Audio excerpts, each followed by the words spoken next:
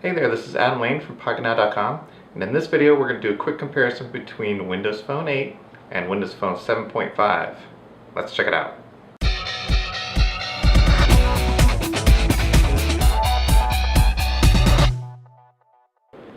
Okay, so first we're going to start with the lock screen, and we can see this is Windows Phone 7.5 over here and Windows Phone 8 over here. And you see we have weather here. It's raining outside, so I have rain on the lock screen. We have very customizable lock screen over here. You see a Facebook notification there. We only see emails and text messages over there. So next is the start screen. Much different over here on Windows Phone 8. You see lots of different tile sizes. The animation is different, and it takes up more of the width of the screen. Whereas over here we have a negative space over here and a little arrow for the app list. And over here the little arrow has moved to the bottom, so if you're going to scroll you still have a visual indication that we can go over here. And now you see the search button is still up here. We still have the jump list. That works the same. We still have a little arrow over there to go back. So you're just going to have to figure it out on Windows Phone 8. So next let's look at the Me tile. I'm going to click that one and this one. And there's some differences here. You see share, profile, we have post and update, just differences in the language really. But if I go to post a message, we can choose those.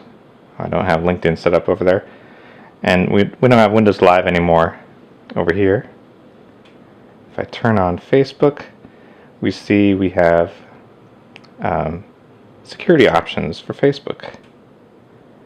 So that's really nice. Notifications panel, similar. What's new, pretty much the same. Now the People Hub. You see it flies in pretty much the same. And we have what's new. Oops. And that's both of those are filterable. Same as usual. We have recent. This one doesn't scroll vertically, but this one does. And now we have a together panel over here for the groups and rooms. Now in the messaging, you see more buttons down here, and we also have more attachment options. You can see that there.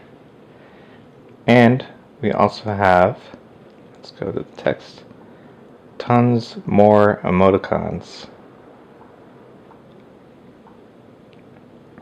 So over here we only have kind of like a couple pages worth, but we have, look at all these, tons and tons of emoji. Pages and pages. So that'll be fun. And we also have multiple selection for delete. We can delete whole threads now. That still supports instant messenger for Windows Live, Facebook chat, and text messaging. Now let's look at the speech UI.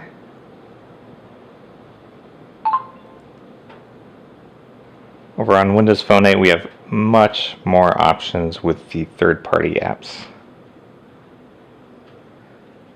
The Photos Hub, not a whole lot has changed. You see pretty much the same options. We have favorites here.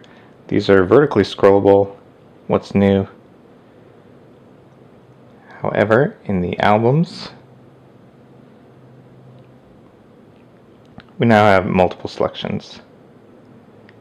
And you can send them all, save to SkyDrive, delete them, send them over NFC, OneNote, Facebook. Now let's look at the Games Hub. Major changes here, in the design at least.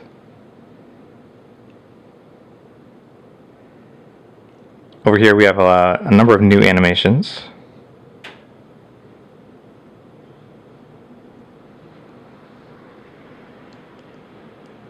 So you can see some differences there.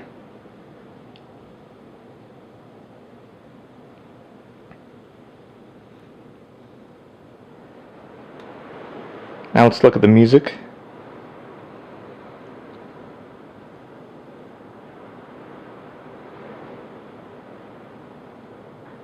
There's my history, there's history here, there's new, vertically scrollable, apps,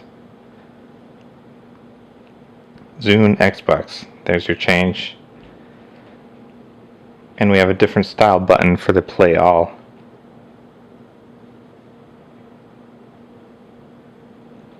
And we have radio here, but no more radio over here. Now Office has seen some changes. Different style. Notes are no longer in the Office hub. There's your different document listing and your locations.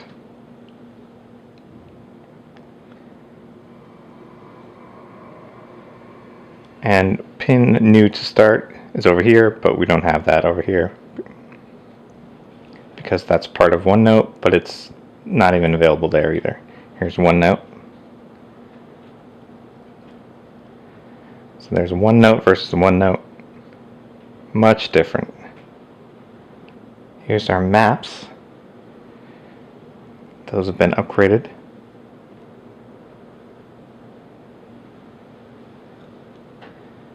This is using Nokia Maps now. We see same buttons. Pretty close to the same menu options. However, we have download maps over here. And we have rotate with my current direction, as well as the GPS navigation read aloud option, which is gone from Windows Phone 8. Now Internet Explorer has seen an upgrade as well. We have Internet Explorer 10 over here versus 9 over there. So there's some new coding support. And we have different buttons.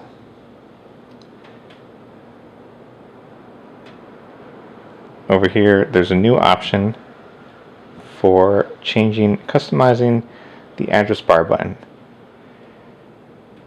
So I can choose something that I might use more often. Next, let's look at the marketplace versus the store.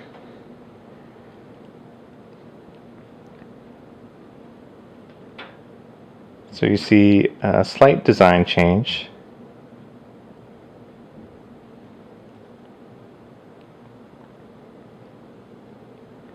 Let's go to the games section.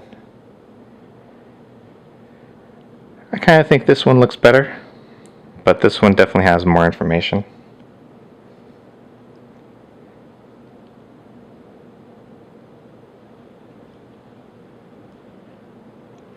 We also have the new Picks for You over here in the games store as well as the app store.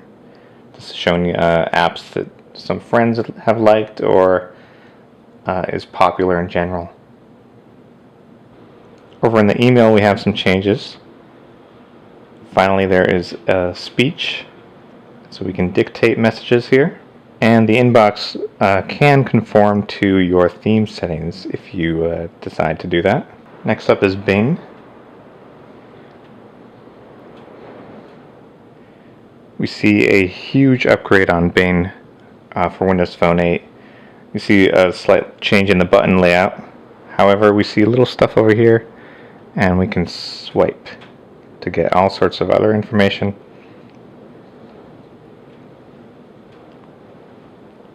Whereas this doesn't swipe at all. We still have the little notes about the picture.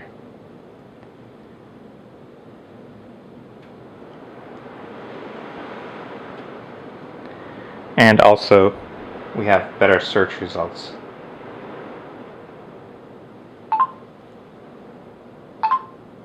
Jessica Alba.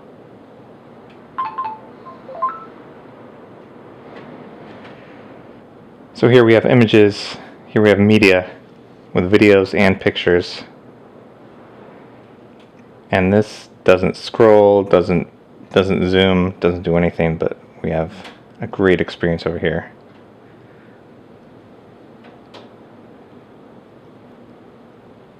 So lastly, let's look at the settings.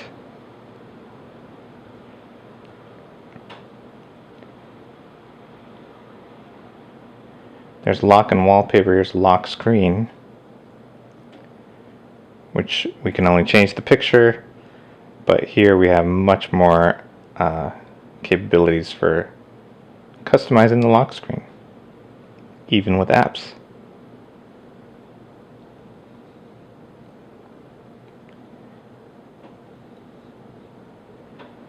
Mostly the changes here are mostly with the language.